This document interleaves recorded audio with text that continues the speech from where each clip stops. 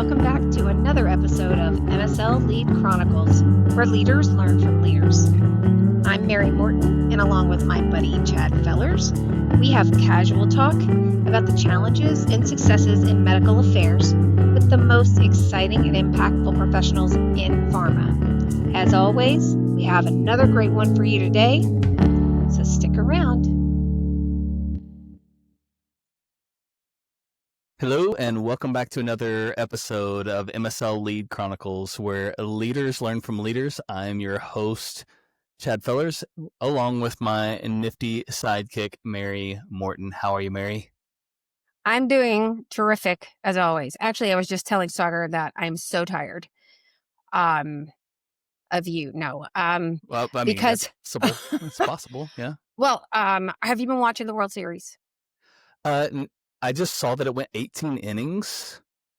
That's crazy. What a game. Yes. I mean, what a game. And I did see some of the highlights. I mean, some of the throws and the plays that were made were unbelievable. Yeah. So, no, I did not watch it, though. No.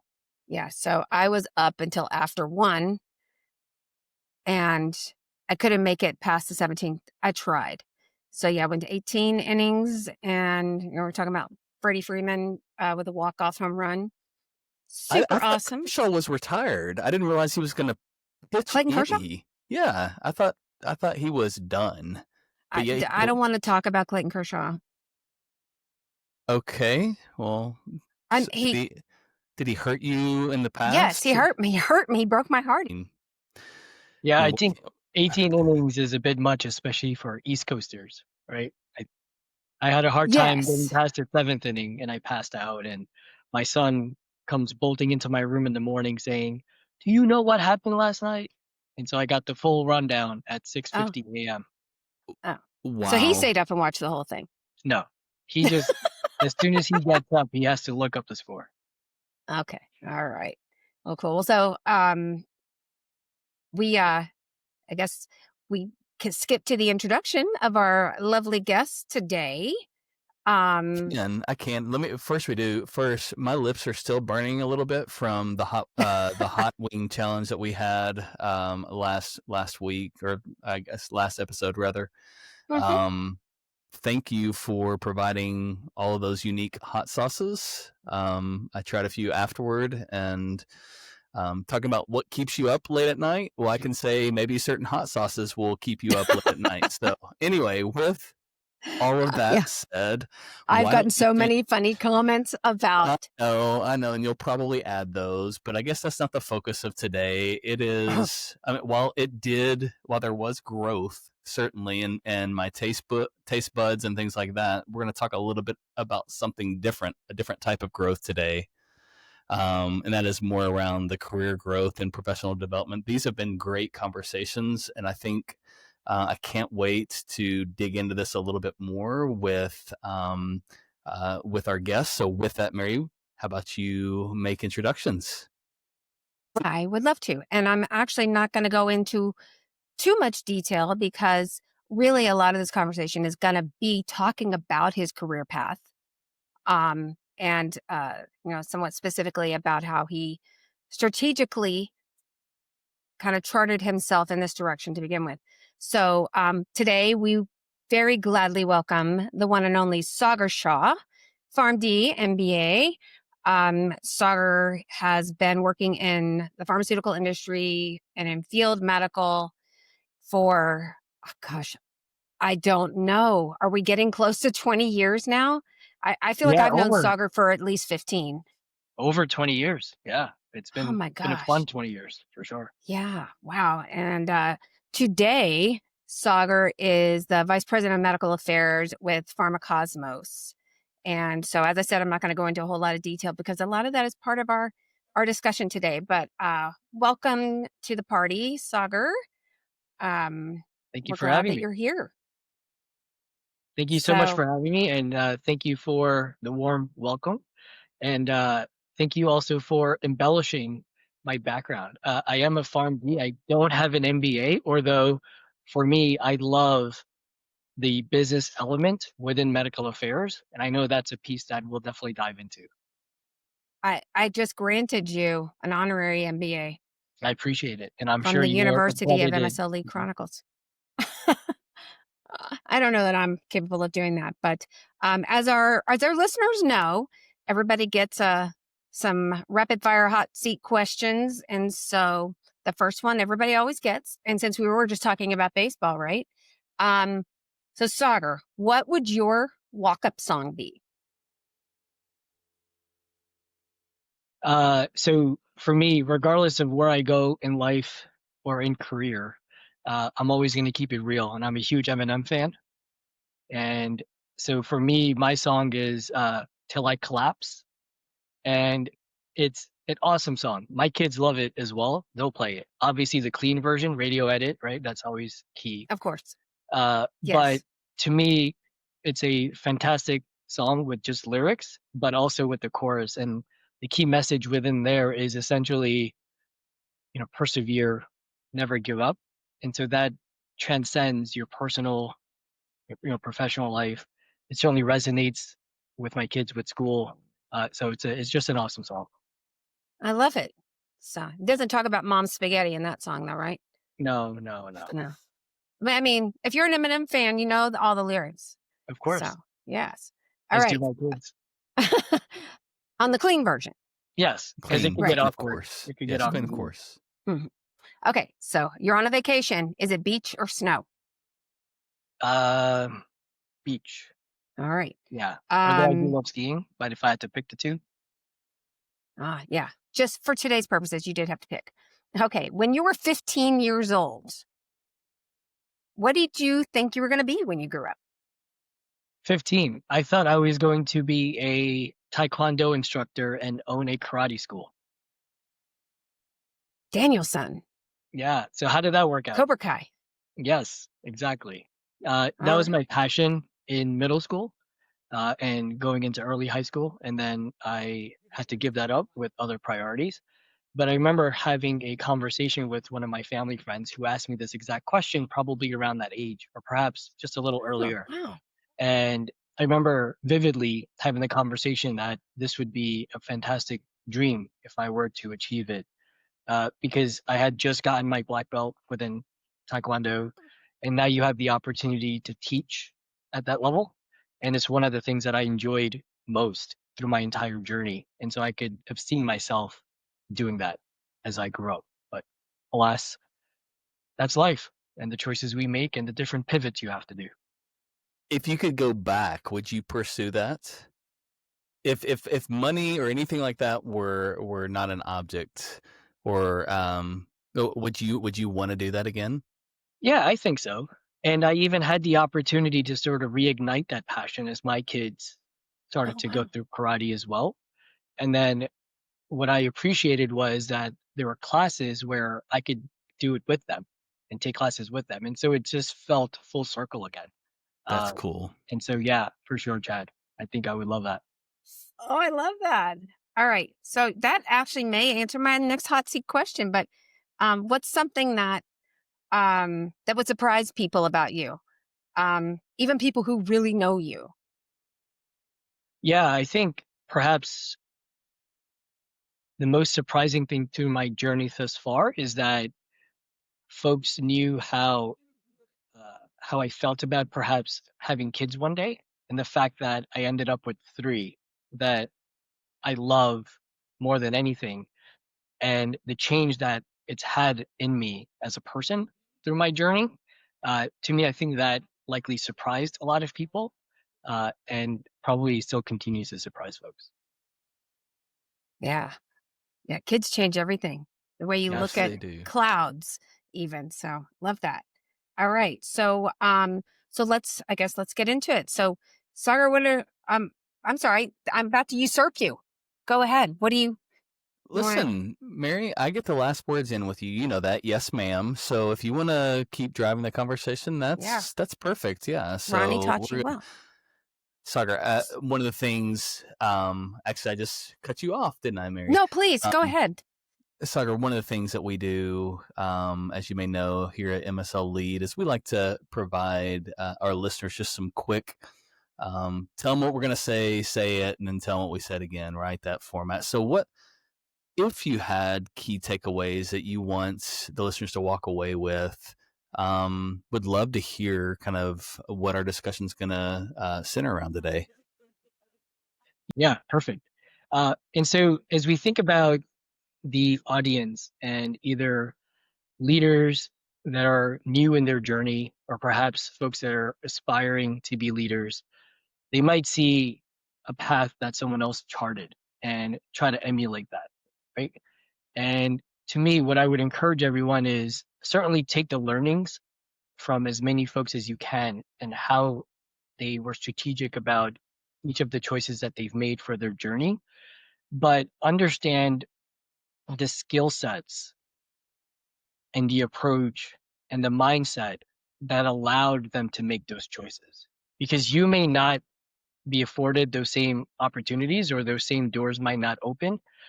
But if you have the right mindset and you've developed the right skill sets and the learnings, you could be very opportunistic so that you can actually recognize that there's a lot more doors you can open and walk through and still get to perhaps the same endpoint that you might be wishing to get to otherwise. Awesome. Well, I'm going to hit him with the first question if that's okay. Let's do it. Um, so when you and I first met many moons ago, you were in your first industry position, I'm pretty sure, right? I was. So what do you were what sticks out to you about your first industry position that you were in, and what it like how it informed you about what was going to be next and then next and then next after that? Yeah, and so this is where I get excited about the path that I was on. And I'm not sure that I was so intentional early on in my career as opposed to just what seemed exciting and, cool at the time to do, right? And so Mary, when I met you, I was actually on my second industry position and you helped me get into my third, right? And so my first one was at J&J within market research on the commercial side of the business. And so that was a lot of fun for obvious reasons, right? Just being on the commercial side with your first opportunity, you get a completely different vantage point and appreciation for what one can do within the industry and just a sheer realization that there is no one size fits all for PharmDs. There's a whole world out there as to what you can do with this degree, whether from the hospital setting to clinic to retail to the payer landscape, certainly within the industry, right? And within Mhm. the industry, there are 100 different avenues to go down. And so I really appreciated those learnings at J&J because I had broad visibility from a commercial perspective. And then from there, I went to Takeda Pharmaceuticals. That's where I joined the field medical organization there. So complete different set of circumstances, set of learnings, skill sets, right? And so here's where I started to broaden out my perspective and experience. This was another one of those scenarios where I took the opportunity just because it was there. I knew I wanted to get field experience, right? And so I could either go into sales or a lot of folks love the MSL role for obvious reasons, right? And I had my opportunity. Was it an ideal scenario? No, because it was actually a contract position. But I was so hungry that I would take anything. And it required me to move from New Jersey to Baltimore. And I was willing to do anything because I was just so hungry for the opportunity. And through my 4 years at Takeda really set me up nicely, Mary, when I was introduced to you for the opportunity at QuestCore, which was the start of our, I think, 15, 16-year journey together. Yeah. That was a fun time too. Oh, that was great. Yeah, no, I still talk to people who are like, that was the best team. You know, never seen like a collection of people that just were lifelong friends. Well, you know who Sagar worked with at QuestCore, Chad? Who is that? Tell me. The one and only, the beautiful Marcy King. Marcy Ross. I can't believe I just said that. Marcy Ross.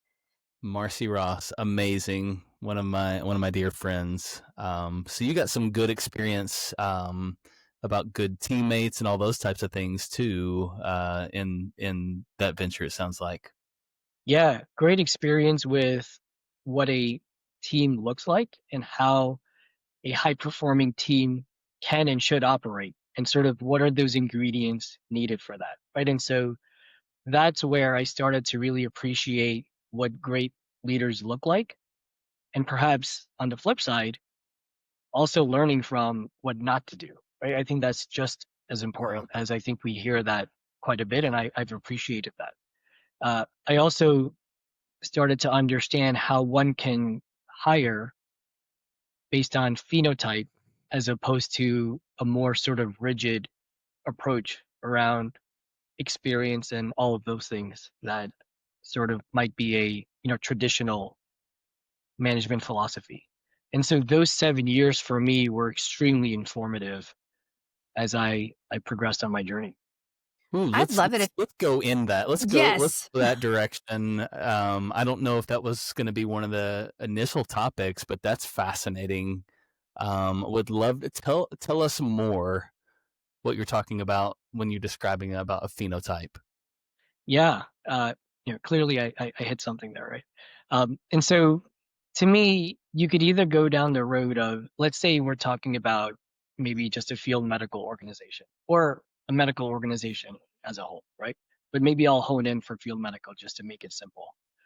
If one has an opportunity to build a team from scratch and or backfill a significant amount of positions, they could either take the approach of I have to have a certain amount of experience. I need a subject matter expert, right? Sure, that could be true, but does everyone need to be a subject matter expert, right? Can you hire based on phenotype, knowing that you might be able to tap into these leaders in the future, right? And so what I mean by that is one can go down the road of, say, within rare diseases, right? I need someone with that specific rare disease experience. And or can you just ensure that they have that baseline scientific acumen, but then you go through your litany of skill sets and mindsets that you want to make sure that they exude so that they can pivot. And so some of those things that I've looked for, which has paid dividends and has worked really well, is do they have the right business acumen, right? Can they lead with the business acumen and mindset with the clinical knowledge to support that? Oftentimes, what I've seen and found is that model is flipped, where folks are hired based on their clinical scientific acumen, and perhaps they might have that business acumen, soft skills to match it. And that's where you often have that misalignment with your matrix partners because they're not speaking the same language. They're not aligned on goals. They're not able to appreciate what it is that your commercial partners are trying to achieve. Therefore, there's always going to be that disconnect and friction, right? Do you have folks on the team that can identify problems but have solutions ready? Do they have that entrepreneurial mindset? And Mary, you and I have spoken about this many times. What does that actually mean? That sort of Mm. hustler mentality where you're hungry and you treat your territory as your own business. And through that lens, you would make very different choices versus this is just my job. I'm just in medical. I'm a support function. I'm going to be reactive, right? There's all these little traits and sort of mindsets that one can extrapolate and you could see then based on performance, right? So when I think about phenotype, those are some of the things that I sort of have top of mind.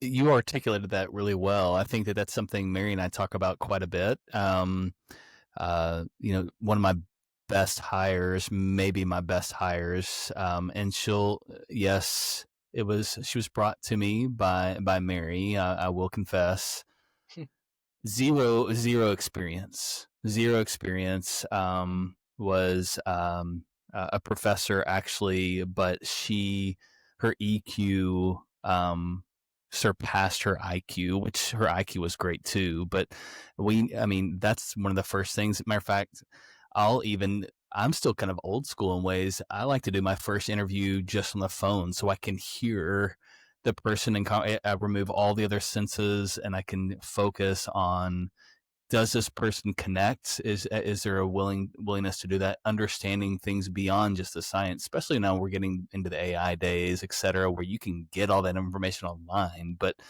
how do you really transform things, and how do you position medical affairs as a strategic pillar versus that support, just the support lens, like you referenced, right?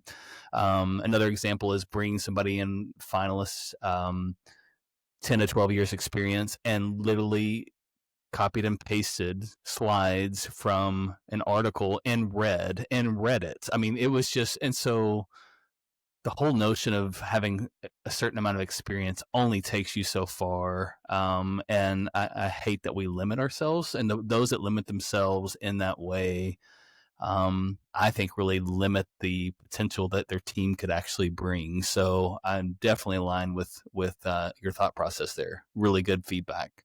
Yeah, Chad, and if you take it even one step further, right? What's the sort of message that one sends if you're hiring only based on experience, perhaps even within that therapeutic area, right? Yeah. Because to me, the most skilled field medical teams and medical organizations in general are ones that can pivot. And we're Yeah. in an environment now where we are very active within the business development space.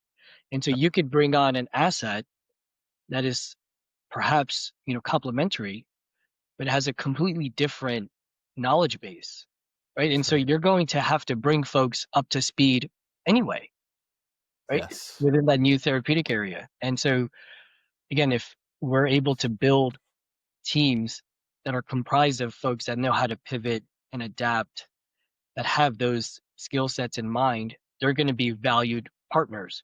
Because to your point, then we're no longer a support function, which we are not. We are a strategic pillar, as we've talked about. But I'll take it even a step further that we are firmly part of the triad that is moving the business forward. That would be Mm. medical affairs, market access, and the commercial team. And so through that lens, you have to hire based on what we're talking about. Beautiful, beautiful little deviation from what we were initially thinking about. This is such an important conversation. So thank you for being so thoughtful and kind of sharing your ideas. I think again, that's one of our major focuses here at MSL Lead is like, how do we advance people in that leadership aspect from leadership lessons from others, what they've learned both the hard way and things that have set them up to be successful as well too. So I think the listeners will really value the input that you just provided. So thank you for that. Sure. My And pleasure. I wanted to also say, like I made some notes of some of the things that you said, which I think almost like issues a challenge to leaders who are deciding what their teams, how they're going to shape them and what they're going to look like. The challenge being scientific acumen versus business acumen. And this one I loved. Are we hiring for skill set or mindset? Um, I just think that is total genius.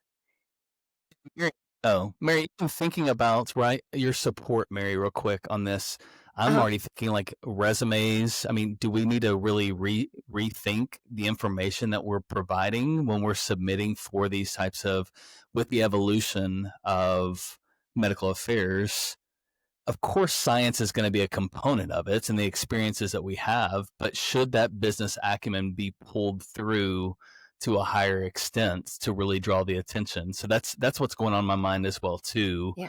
Uh-huh. to position people for the future of medical affairs. Sorry to interrupt. No, it's good. No, and just to kind of round out that point, and then we can kind of get back on the subject. I apologize, Sagar, but I'm advising people now as they put their resumes together to maybe a cup. Everybody knows what an MSL does. There's very little that's different from a job description bullet point thing.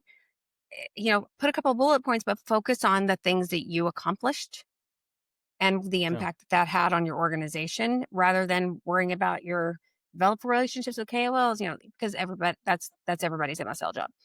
So yeah, I think you're right. I think we need to change the way we look at even resumes and even interviewing. Sagar, what were So you going to say? Looked like you were eager to say something. Yeah, to me, I think the impact of the organization is really where the rubber meets the road, right? At the end of the day, medical folks, at least historically, they might have shied away from selling or any sort of, commercial labels. But I've always argued we're selling something, right? We're selling our approach, we're selling our science, we're selling our safety and efficacy balance, we're selling ourselves, right? We're selling the organization, we're selling something, right? You're selling your opportunity to gain appointments because you're selling your value, right? And so through that, it all, Mary, to your point, comes back to impact on the organization because that shows your enterprise mindset, which is really the thing that's valued at the end of the day. And Mary, you also said this sort of is a deviation. Uh, I might actually argue that it's not because if you hire the right folks, then you've hired folks with that leadership mindset that you're going to be able to tap into the future and or within their day-to-day operations. And quite frankly, that's the caliber of folks that is expected within these organizations for medical to be able to lead with market access and commercial, not sort of wait for marching orders per se. Ooh, thank you for that kind redirect. That's so good, and it really is true. Um, I was not thinking it from that angle when we went down the road that you just, but you're 100% right. I mean, even because I was thinking about like what next question do I want to ask, and it was around like some of the steps or experiences that shaped you as a people leader and walking into that. So I think actually that kind of is a good segue into that question in ways. So tell us a little bit about that you talked a little bit about your exposure on the commercial side of the organization into field medical. Um, and I'm sure and then even at QuestCore as well too. Let's talk a little bit about the people leadership component and some of the things that may have shaped you into the leader that you are today. Yeah, absolutely. I got my first opportunity to step into a leadership role. And to me, there's a very distinct opportunity where do you only attribute leadership to actually managing people? And I don't, right? And for me, having learned that much earlier in my journey helped me embrace opportunities. And what I mean by that is at QuestCore, I had the privilege of being the only principal MSL on my team. And therefore, that came with a host of responsibilities, but also opportunities to where I was afforded the opportunity to do ride alongs with my teammates and almost have a mentorship type relationship with other folks, which then helped shape my leadership approach and management approach once that opportunity became available. And so I really, really enjoyed that. Uh, I also had an opportunity through those experiences then step into a medical director role. So now to sort of broaden my base as opposed to just thinking about going vertical, right? To me, that was highly informative. And then the third piece is observing and watching the leaders around me, not just within QuestCore, Mallinckrodt, but at all organizations through my journey as to what pieces do I want to emulate? What pieces do I want to make sure that I highlight and avoid, right? Because there's a lot of value there as well. And to me, that helped shape my approach either through the different leadership opportunities that I've had along the way, and certainly the huge challenge and the privilege that I've been afforded now for about the last 2 months, certainly here. I have a question on or comment question, whatever, but you know what? Probably maybe not with you, but like with me, like I didn't like the way my dad. I do a lot of parenting, managing analogies, but like I didn't like the way my dad did this, and so like when I have kids, I'm not going to do that. And then now that I have grown children, I'm like, oh my god, I totally get why my dad did me that way, or I totally understand why he was so rigid on this one thing. So were there? Do you find yourself saying, I'm not going to lead like that person because I didn't like the way it felt to me. And then later on go, oh, I get why they did that. And maybe that is something I should have emulated instead of avoided. Yeah, it's a good point. And I think I know where you're going, Mary. Uh, to me, I think I've been blessed with having leaders on both ends of the spectrum where I've just learned so much from. And even the bad leaders that I've had, I'm so grateful for that opportunity because it really helped shape what what was it that they were facing that made them react that way?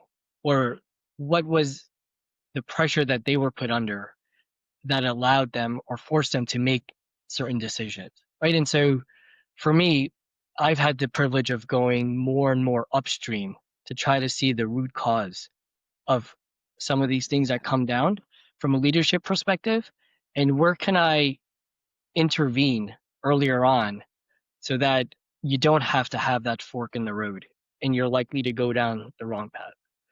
And so I haven't had that moment just yet, Mary, and I hope not to, because to me, I think if if we if everyone subscribes to the adage that there's no bad teams, just bad leaders, then you can really take accountability as to, okay, what went wrong in this particular scenario?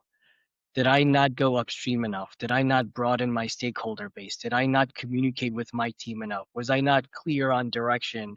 Was I not able to tie activities back to impact? Therefore, there was lack of motivation. Right? You could go on and on. And through those, I hope to never encounter, Mary, what you just described, because then that's probably an opportunity for me to self reflect even more. I love that. I mean, it sounds like you try to analyze every situation from every angle and understand where people are coming from. Um, and I, I value that so much. I wish everybody was like that. That's fantastic. Talk a little bit about real quick on this note, and I don't know if you do it or don't. It's not.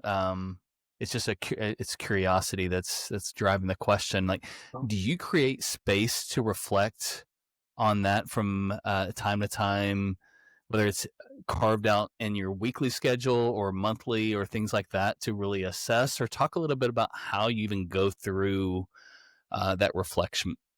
Is it with others? Is it just yourself? Would love to learn more. Yeah, it's sort of all of the above, Chad. And it's a great question, and maybe I could tee it up with stealing a line that I heard someone else say. Someone that I recently connected with that I think about as sort of an indirect mentor almost. This individual also made a significant leap from an individual contributor to a people manager to now also leading medical affairs organization, and certainly a huge learning curve there. And I've really had the privilege of learning from him. And he talks about the 5 C's, right? One is around caring, right? How can you develop trust amongst your team so that you can have a more productive, professional relationship? Communication is a second C, right? To me, this is the oil that makes the engine run, right? To me, there's clear expectations around communication amongst my leadership team, amongst every single individual within medical, and certainly from a matrix standpoint. We move too fast to not communicate often enough. Uh, the third C is culture. What is it that we want to build? And how do we create a one medical culture where there is not a home office Hmm. team, there's not a field team, but there's just one continuum, one spectrum, if you will, and we operate as one medical. And then how does that become evident to the rest of the organization, right? The fourth C is around challenge and conflict. If you've built enough trust on the front end, then you should be comfortable enough to challenge each other and to manage through conflict, right? Have you been able to create the psychological safety for that to occur so that you can then innovate, you can experiment, you can fail, you can learn, all of those things, right? And then the last C is around career development, right? If you're intentional about development of your team, that again will pay dividends as you continue to grow and scale the organization, right? It's also a way to ensure that you can retain your folks because everyone has aspirations to broaden their base, to learn new skill sets. And so, how as a leader can you be intentional? And so, Chad, when you talk about reflecting, to me, I go through my checklist. Have I devoted enough time and attention to these elements? Or are these just nice words to say and it's lip service? Right. And so when I reflect, these are the buckets that I think about. Where have I not spent enough time? How is my entire team trending against these uh, aspirational goals that we have? And how can we serve this as our North Star so we're all rowing towards the same destination? Thank you for walking us through that. I thought that was very, very thoughtful, and there was a lot of great application that came from that. Thinking about stepping into the VP role, right? Yeah, I've known Sagar for a long time, and I knew that he would be here one day. So sorry, I'm excited about whatever question you're about to ask because I feel like I know where you're going. So go Well, ahead. I mean, so obviously there's I think we all, if we're honest with ourselves, maybe deal a little bit with imposter syndrome in ways of the unknown and how do you know, etc. So, how did you know that you were ready for this opportunity? I don't think anyone ever does, right? And if they do, then to me, I think that might be a more uh, dangerous situation because they might they might lead with a different set of sort of mindsets than perhaps someone who's hungry and doesn't really think they deserve it just yet, right? I think there's a very different approach to those two different phenotypes. Uh, to me, I think imposter syndrome absolutely is real, right? And I've encountered that likely at every single role that I've been in. But I've embraced it because I appreciate new challenges. I appreciate the ability to build relationships and trust. And therefore, if I have enough confidence that I will figure this out as we go along, and if I surround myself with the right folks, I know I'll be able to do it justice. And a key component of that is the right leadership support and the right leadership structure that you're under. There is no other correlate for success Yeah. greater than that. And I've been in scenarios where that leadership support and structure just isn't conducive to one's development, especially as they're stepping into a new role. And you can see how that spirals quickly, not just from your own specific role, but throughout the organization. And I'm very fortunate where I am at the moment, where I have the right leadership support, the right mindset, where I am set up for success. And folks are invested in my success, which is a key differentiator than where others might be, which is really nice. So I have a question and a follow-up question and a comment on this. So we go back to the 5 C's, stepping into this. If you had to pick one where you have to concentrate your area of focus in starting as in a leadership role, which one do you think is most important and why? If I had to just pick one, and it's a great question, very thought provoking. I think it would have to be, communication. Okay. That is the bedrock from which everything else stems from, right? You can't build trust without communication. You can't build a culture that you aspire to without communication. You can, challenge each other without that. And certainly you can't develop your folks without communication. And this isn't just within the team. This is across the enterprise. This is with your matrix partners. This is with, your functional leads. This is with everyone in between, right? And for me, that communication philosophy is really critical. It doesn't just stop with my leadership team. I make it a point, and one of my goals is to meet every single one of my team members out in the field individually, right? I want to communicate with them directly, have skip level meetings. One of the things I've instituted is regular frequent communication, and that's a very much the basic expectation.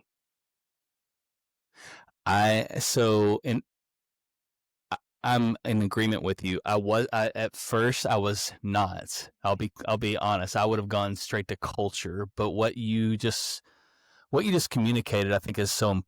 Speaking of communication, what you communicated was really important, right? Communication is the driver of all those other things. Well, to use his metaphor, that it's the oil that makes the engine run. Yeah. You're out of oil. Your engine's going to burn up. Yeah. If you don't have the oil, right? It's the tactical approach to pull through.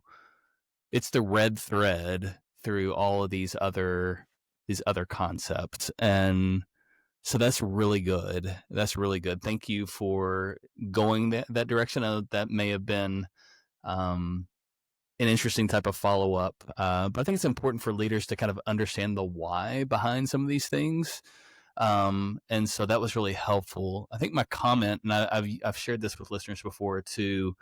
This actually came. I led insight workshop at MSL Society and gave a few years ago statistic around number one. I think the most essential quality of someone that would be a part of my team was curiosity. I think the idea of keeping that curiosity regardless of what position you are is crucial. And it was a Harvard Business Review that basically they asked their clients that had kids 5 and under how many questions their kids asked them in a day, and the response was like over 200 questions a day. Does that sound familiar, Sagar? Why that? Why this? Why that? Right? The same question was asked to them of your conversations with your clients. What percentage of the conversation are questions? And it was less than 5%. That's crazy. And so where did the level of curiosity go? And so just hearing you talk about stepping into the VP role, having that network, et cetera, for some reason, and those that struggle, or from my vantage point, those that may struggle as the leadership component, could be a good manager, but not really not a leader,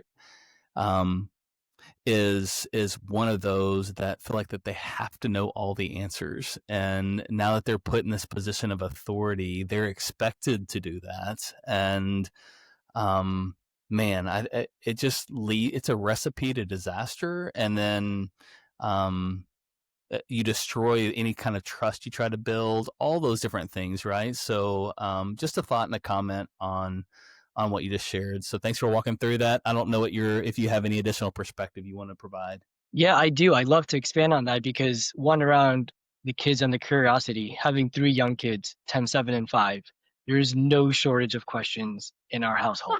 It is constant. And it'd be nice if it's just one at a time, but it's usually all 3 asking questions at the same time, which you can imagine is just amazing and fun. The curiosity piece at work is really important. I think you nailed it, Chad. Is one of my favorite sayings is no one ever listened or no one ever learned anything by hearing themselves speak, right? And so therefore you have to listen. And the way to do that is to ask questions. And so when I reflect, going back to our earlier topic, I challenge myself.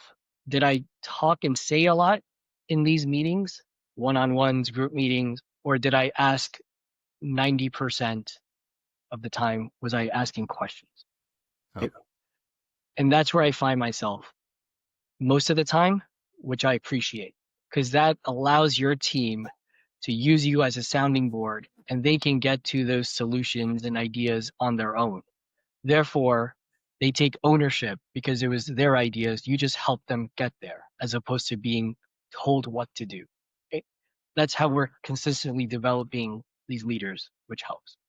This also works with my kids. They love when they think they came up with the ideas. And they do, because I'm just helping them with the questions around that. And it's a very thoughtful approach that I've appreciated when I've seen leaders do that with me, and it's something that I've tried to emulate, which I've seemed to appreciate quite a bit. It takes patience too as a leader to trust that process, I think, at times, right? Because we've been conditioned in ways, you know, I've heard over and over and over ever since I started through over the past 15 or so years. MSLs are CEOs of their own territory. Be a CEO of your own territory, right? And then, but the reality is, when you truly give somebody the license to do that, at times they don't know what to. They go to one resource, they go to one type of thing, and just go, and that's their direction. And why is that? Because they've not been able to.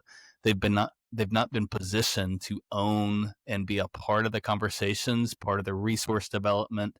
They don't understand why. It's just all of this pushing down information, and there is that disconnect. That's what happens that's when you start seeing splinters in your medical affairs organization, at least from my experience, right? It becomes the field, it becomes headquarters, it becomes patient advocacy, whatever that may look like, instead of truly functioning as one unit. And that's one way you ensure to function as one unit by creating a sense of ownership. That's just such a core tenet. So I love that you mentioned that as well too.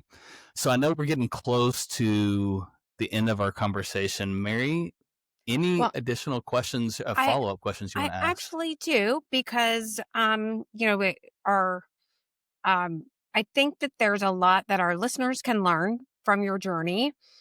And so for the people who are listening or watching, who are thinking about their own career paths in medical affairs, and maybe it is into people management, or maybe it's not, or maybe it's somewhere else.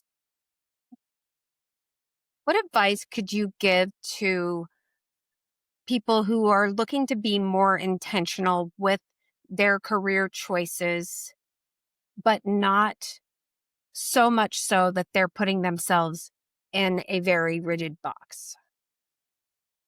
Yeah, and so Mary, it's a great point, because to me, I think this comes back to knowing who you are, where your strengths and opportunities lie, therefore having the confidence to step into some of these roles so that you can manage through that imposter syndrome that we touched on earlier, right? And so some of those things might be around um, your self-awareness as an individual and as a leader, right? And so if you're able to understand, appreciate your own values, your own triggers, your blind spots, perhaps, right? These self-aware leaders are then able to create that psychological safety that's needed, right? Because they then know how to show humility, empathy, emotional steadiness in the face of change, right? And so to me, this is really, really important, because they can then model the behaviors that you want your team to then model. The other piece is learn how to build lasting, deep relationships, right? Trust essentially is the currency of leadership. And so the way to do that is to challenge yourself with consistency, transparency, and show that you care, right? Chad, you started to hit on this, right? New leaders oftentimes will focus on proving themselves, right? And that's likely self-inflicted. But if you instead just focus on connecting with your teams, right? Listen more than you speak, follow through on your commitments, and give credit generously, Hmm. right? That's a recipe for building trust. And then the performance will naturally follow, right? And those are principles that one can employ in any role that they're in, whether Yeah. they're leading, managing folks, whether they're individual contributor. And then maybe the last piece that I'll touch on is the concept of change, right? Embrace it, right? Do you view change as an enemy, or is it your, proving ground, if you will? I get excited when there's change because I'm able to now I've, conditioned myself to be able to see opportunity through that, right? So are you an agent of change or are you an agent of chaos? When I think about bad leaders, right? I might think about like the, Tasmanian devil. They've come through, made all these changes, create a lot of swirl, and then you look back and you're like, what just happened? Right? Yeah. That's the legacy versus agents of change. They've taken that as opportunities, made changes structurally, perhaps, realigned expectations, and now you come out much stronger on the other side, which is really nice. One of the quotes that I really have enjoyed is, "Growth happens at the edge of discomfort."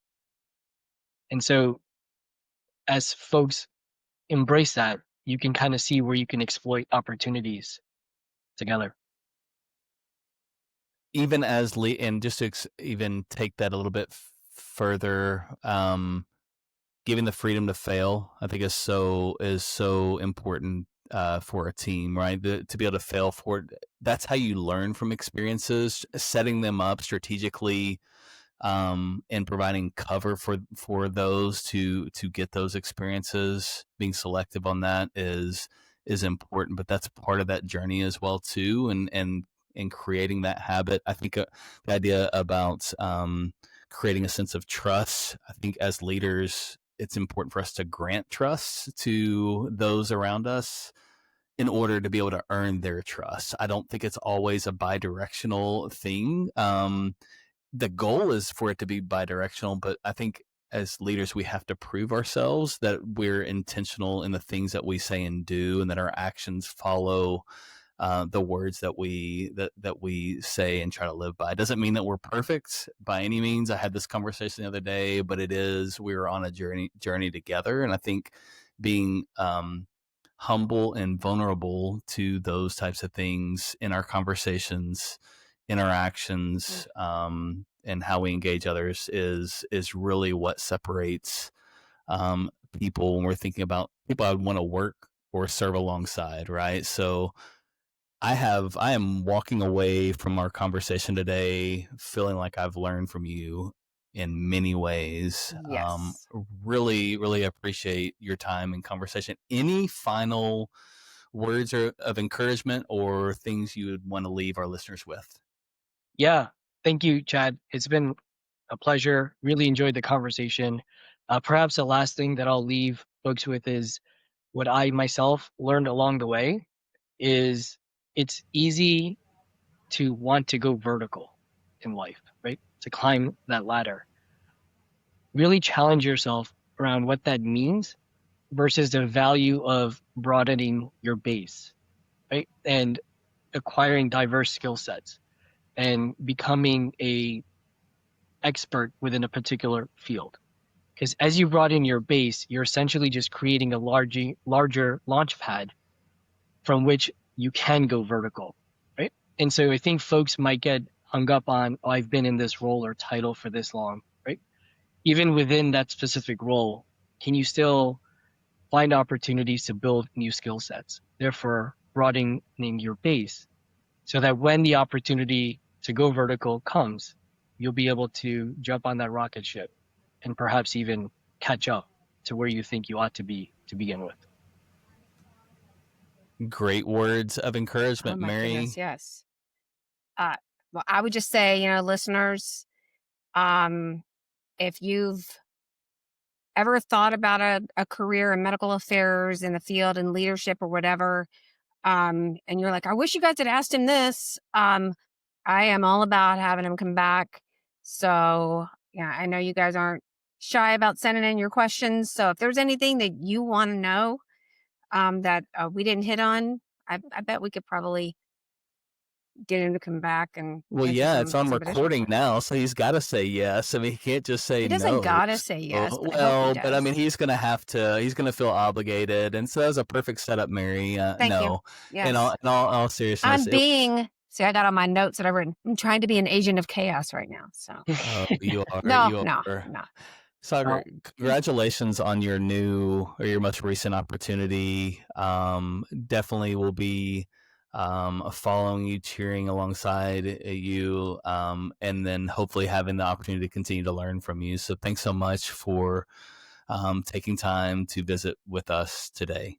My pleasure. Thank you for having me on. And what I'm most excited by is that my learning journey continues, right? Yeah. This is essentially the start. And so I have so much more to learn, and I'm excited for the journey ahead.